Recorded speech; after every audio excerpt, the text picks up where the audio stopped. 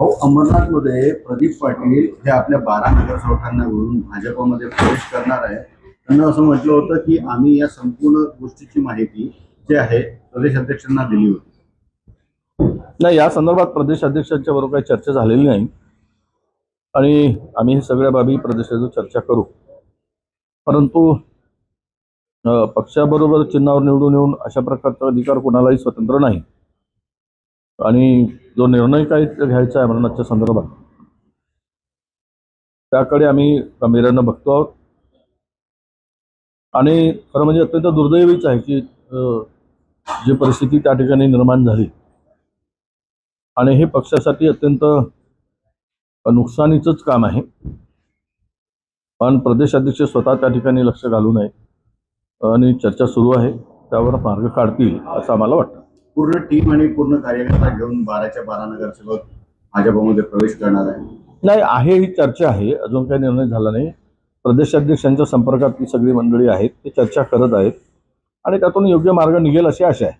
राज ठाकरेंनी असं आरोप केला की अजित पवारांचे एक बैलगाडी भरून पुरावे होते विरोधात, आता ते कुठे आहे? नक्कीच हा विषय येणारच. आता एकमेकावर कुरघळ्या खूप मोठ्या प्रमाणात सुरू आहेतच. आता अजित पवार भाजपचे प्रदेशाध्यक्ष आरोप करत आहेत, ते सुद्धा चूक झाली, आम्ही यांना सोबत घेतलं सोडलं वगैरे असं म्हणतायत. ते सुद्धा त्यांच्यावर आरोप करत आहेत. हे आता निवडणुकीपुरतं आहे की याच्या निवडणुकीच्या नंतर यांचा काय रोल आहे, काय भूमिका असेल, हे आता सांगणं कठीण आहे.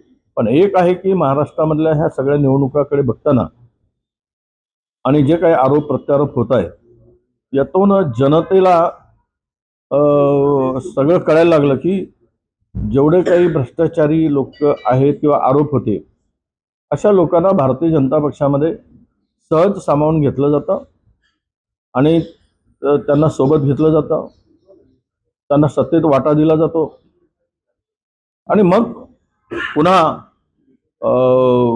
निवडणुका आल्या की एकमेकावर आरोप करून निवडणुकीपुरती सोंग दाखवलं जातं आणि निवडणुकीनंतर पुन्हा एकत्र येण्याचं यांची भूमिका ही महाराष्ट्राच्या जनतेला मूर्ख बनवण्याचंच काम आहे. तो मूर्ख समजून स्वतःला शहाणे समजतायत असा त्याचा अर्थ होतो.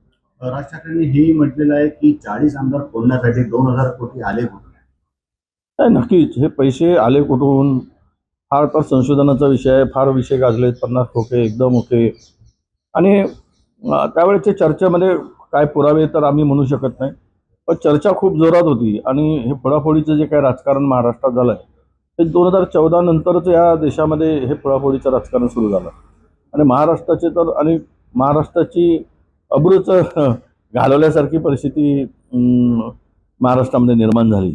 म्हणजे लोकांनी आता कुणावर विश्वास ठेवावा, खरं तर अशी परिस्थिती या लोकांची आहे.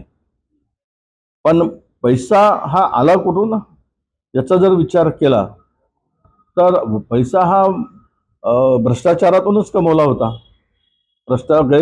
गैरमार्गातूनच कमवलेला पैसा आहे. नाहीतर इतके पैसे आणले कुठून?